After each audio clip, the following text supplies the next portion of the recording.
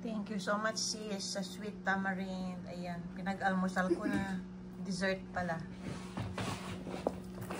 Feeling ko nasa Pinas. O, diba?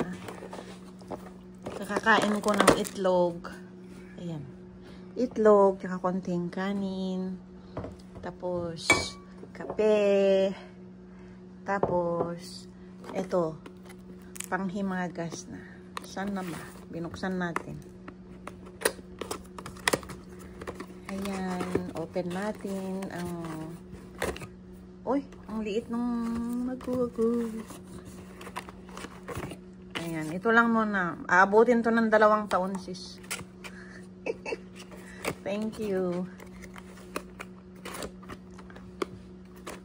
Thank you, Sisi Larna. Sa pasampalok na matamis. O, diba? Ang ganda. Sarap.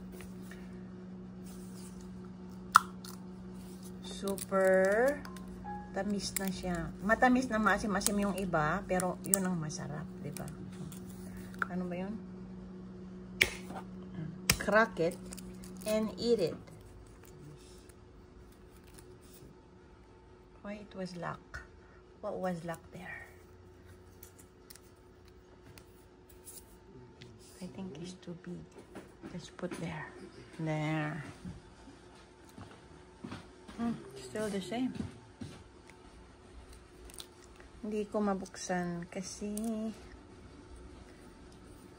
only one hand is working right now because I'm holding the camera. Diba? Ayan. Ayan, oh.